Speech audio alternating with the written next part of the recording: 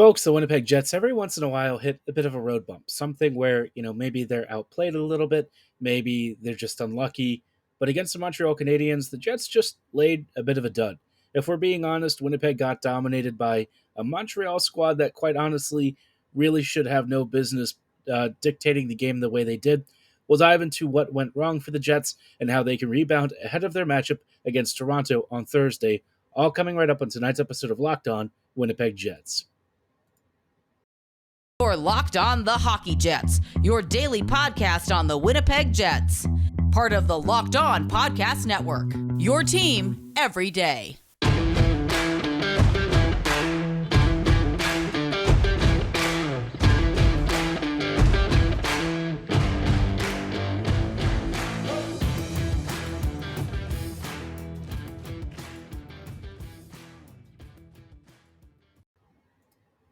Hello, friends, and welcome to tonight's episode of Locked On Winnipeg Jets, part of the Locked On Podcast Network, your team every day. I'm your host, Harrison Lee, an avid Winnipeg Jets fan and an online blogger. You can follow me on Twitter at HLivingLoco and at LO_Winnipeg Jets. And as always, thanks for making Locked On Jets your first listen of the day every day. If you like what you're hearing, be sure to like, follow, and subscribe on your favorite podcasting platform of choice, including Apple, Spotify, Google, Megaphone, Odyssey, and YouTube. Doing so is 100% free of charge and ensures you never miss another episode. But most of all, we just really love and appreciate your support. Now, like I said, on tonight's episode, we're going to be diving into Winnipeg versus Montreal, which was kind of a crap game, if we're being honest. The Jets just didn't really look like they had it. It's not often that the Jets, I would say, are uncompetitive in games, but this kind of was one of those. Winnipeg has, at least in a lot of these losses, made a good effort, maybe scored a couple of really nice goals, maybe just fallen a bit short in some really big efforts like the Bruins game.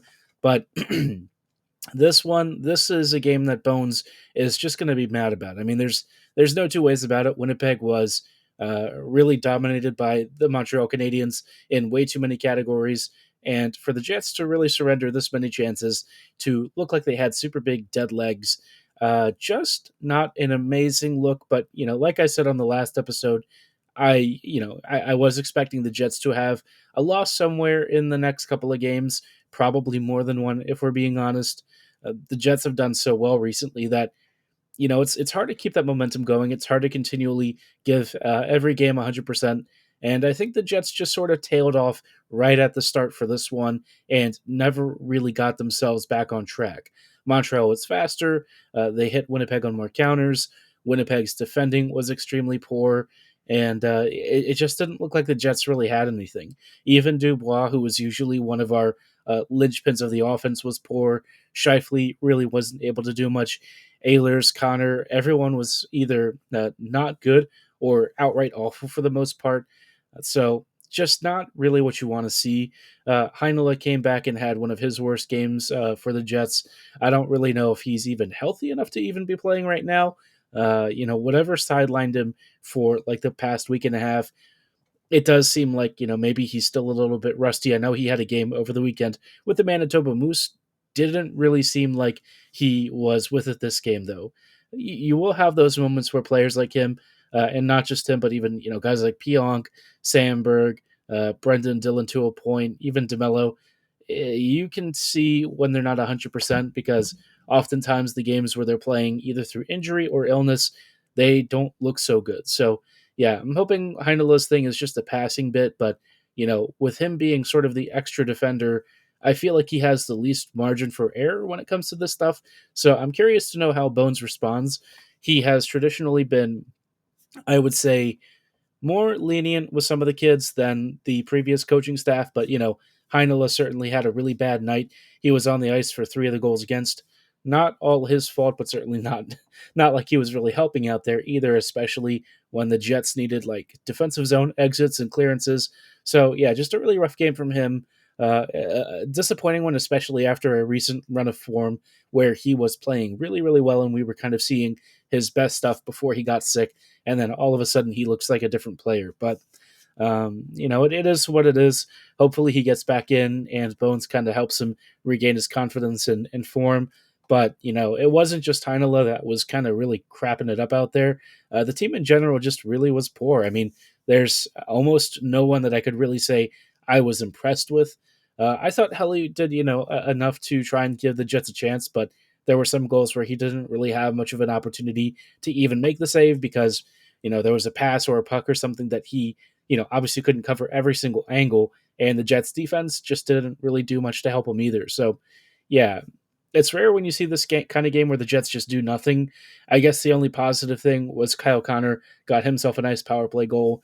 And there was another Josh Norrisy assist, another Ehlers point. But yeah, I think this illustrates why it's really important for the Jets to probably sooner rather than later make some kind of a trade. I do think the Jets are definitely missing that extra scoring punch, and as it is, a few too many players are elevated in the lineup right now. I think if you kind of make a big trade, you bring in somebody who can fortify your top six, it'll help balance out the depth lines too. Not that the team is bad or anything. It's just you can tell where the Jets are kind of pushing at the limit of what they're capable of. And I think they've done so repeatedly this year and usually come out on top. But this game, just everything from the effort to the lack of skating. I don't know if it was fatigue. Maybe I'm sure guys are still sick. We all know that the flu and stuff's been running rampant, and I'm sure everyone's got lingering injuries of a sort. So, like I said, I guess in the previous episode, maybe I jinxed it. I said I didn't really care if they won or lost this game.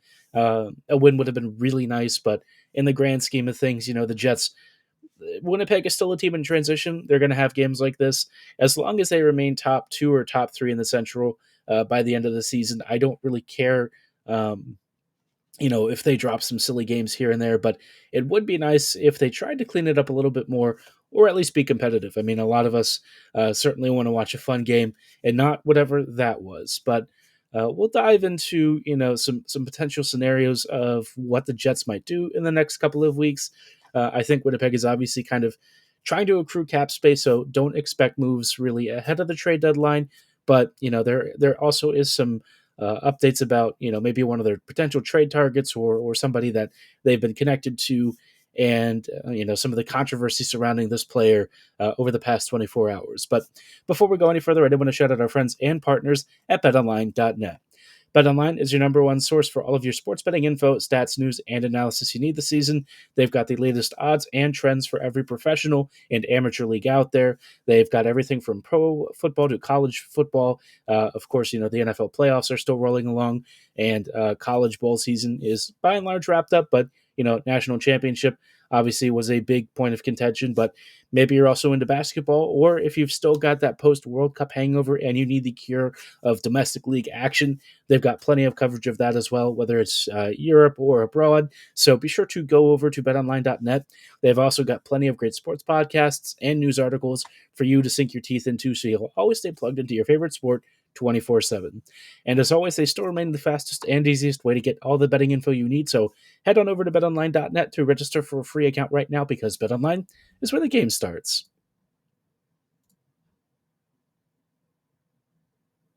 Hello, friends, and welcome back to this episode of Locked On Jets. Thanks for making Locked On Jets your first listen of the day every day. We are just sort of wrapping up our conversations about Winnipeg versus Montreal. Was a bit of an effort curb stomping, and certainly the scoreline, I think, is pretty reflective of how the Jets just did. I mean, Winnipeg was not very good. They did get a couple of late looks on Sam Montembeault. Thought there were some good scoring opportunities, but passes were off. There were some really bad defensive reads, just bad turnovers, really just all around bad performance. But like I said, not really concerned about it as long as the Jets rebound ahead of their game against the Toronto Maple Leafs on Thursday. That's pretty much all that I care about. I think Winnipeg up until this point has given itself a lot of breathing room, right? I think that's the biggest thing when you've got teams kind of weathering injuries, going through really tough streaks. The Jets have generally been able to rally at the end of it, get a number of wins, maybe even go on like a massive winning streak and give themselves some insurance room, which I think is really important, because as the Jets are trying to accrue cap space, I think the one thing Winnipeg really wants is roster flexibility. And the only way that you have that is if everyone is more or less healthy and you can kind of hold off on making big changes to the team until the trade deadline rolls around. But I've always been in favor of being a little more aggressive. I think it would really help the Jets this year, especially because so many teams are going to be scouting the same players. We've seen Bo Horvat being heavily linked to a number of teams. I think Boston might be interested. There are so many fits for where Horvat could potentially slot in, I guess. Seattle might be an interesting destination. Not that I think that's particularly likely, but they could potentially use a really good top six scorer. Again, like I said, there's just so many teams out there, a number of them with decent amounts of assets to trade. And of course, Vegas will probably be active again with the potential news that Mark Stone might be injured a bit longer term again, which would be really tough for him and for the Knights offense. But I think as far as the Jets are concerned, right, Winnipeg is I don't know, they're an odd team. I get the sense this year is going to be a bigger one for them in terms of roster movement and changes. I think just by virtue of where the Jets are in the life cycle of this core, I would imagine the front office is keenly aware that, in 2 years, pretty much the entire team is going to be up for renewal. Not everyone's going to be coming back. And the Jets really need an answer for guys like Dubois. I think Scheifele was also going to be a point of contention in terms of how much you should pay him. And then, after that, Hellebuck. I mean, Hellebuck, the Jets are basically going to have to, break open the vault doors for, at least in my current assessment. I don't even know what you give a Vezina player like him at this point. He is our MVP. He has been for many years. And I suspect he'll be continually in the running for the team MVP for the next several years, or really as long as he's wearing a Jets uniform. So Winnipeg definitely wants to make the most of the next 2 seasons, I would say. And it kind of starts with this year being really one of their big shots. I think the Western Conference is wide open, more so than it's ever been. And this is a really good time for Bones to kind of experiment with lineups, see if he can find some value in gems. I think previously, before the game against Montreal, Heinola was doing really well on that right side. And I think Pionk this year, he's just not really been that guy. I think Heinola has done a lot of what Neal has, maybe less so with the scoring. I think I would like Heinola to be more offensively assertive, which in some games we've seen. But, Heinola, I would say, is a little more defensive, a little more stable defensively, which is kind of weird to say. A lot of people tend to look at him and see his undersized features and think, well, how can he defend so well? And a lot of it's just how he positions himself on the inside of defenders, how he uses his stick, and his general spacing and positioning. It's not going to be perfect, but like Pionk has been so bad under pressure and with making, passes and making unforced errors or sometimes forced errors to the point where Heinola would actually be an upgrade. So I think the team really needs to assess how to deal with Pionk. I think that's kind of one of the biggest core pieces that the Jets probably want to turn into like a forward or something, because I think Pionk, certainly has a lot of trade value. He's still very high scoring. Teams still know that he is, offensively speaking, very gifted. But I think as far as what the Jets are looking for, hopefully they can bring in, I don't know, somebody with some reasonable term. I think Mantha for me would be a wonderful trade target. He's the guy that I've mentioned before as like a fringe option at first. Now he's getting scratched for the Caps. And I think a lot of people are like, why do you want somebody who's getting scratched and having a big, a bad season? But the thing with Mantha is you can probably count on a bit of a rebound once he leaves. And honestly, like Washington, you look at their lineups, you look at how they're playing this year, very odd team. You should have seen the lines that they had in one of their most recent games that they lost. It was just, I think I even saw Kuznetsov taking like fourth line rushes, so I don't even know what all that's about. But suffice it to say, a lot of teams out there are going to be looking to make moves, and I think the Jets really should be one of those teams that preempts all of that and goes for some big trade acquisitions. But one of the names that they got linked to recently was Provorov on, I think it was either Merrick's show or Friedman's show, but Provorov just recently refused to join the warm-up skate for Pride Night for the Flyers, and he did actually get to play for the the game itself, but he wasn't out there because he said it was due to his religious beliefs, which that is what it is. But I think in this case, the Jets were being linked to this, and I think in terms of a Jets team that has traditionally been a lot more receptive to hockey is for everyone, that has been a socially conscious team, aware of the community. I would really like them not to try and make this deal. I think it's important for the Jets to have strong ethics and values as much as exist in pro sports. But there's like some simple and easy things that you can do. Walking away from the Provorov deal, I think, would be very easy. You don't want to bring in somebody who apparently is extremely disliked in the Flyers locker room, partly because of stuff like this. A number of the Flyers players are actually very much in favor of hockey is for everyone. They are big representatives and believers in Pride Night. So um, I think that would be a very fractious thing. I mean, the Jets tend to be pretty open-minded, relatively speaking, and we've seen Wheeler, make comments and statements in support of that in the past. And so something like that, I don't think would be good to bring into the Jets room. But if they make the trade for Provorov, it is what it is. I just think it would be nice if Winnipeg, refuses to do it this time and kind of stays away. I think there's plenty of other players who the Jets could make better use of and who also aren't as expensive, either socially or by cap hits. So, Winnipeg, make the right choice and look for somebody who certainly is more open to inclusion and making sure that, again, hockey really is for everyone.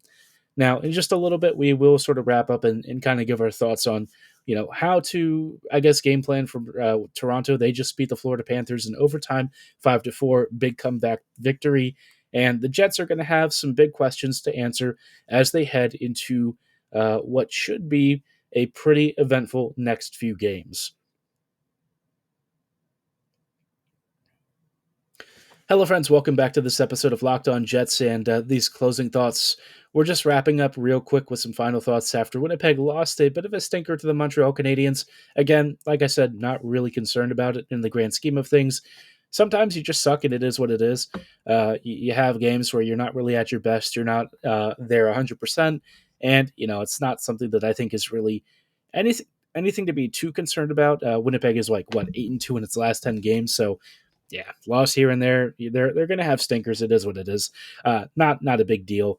Prefer it to be against better teams, though. I think that's the one thing that was kind of like, ooh, maybe not ideal. Montreal's kind of towards the bottom of the league this year, so it'd be nice if the Jets were at least competitive and sort of not dropping results like these. But again, like I said, not a big deal.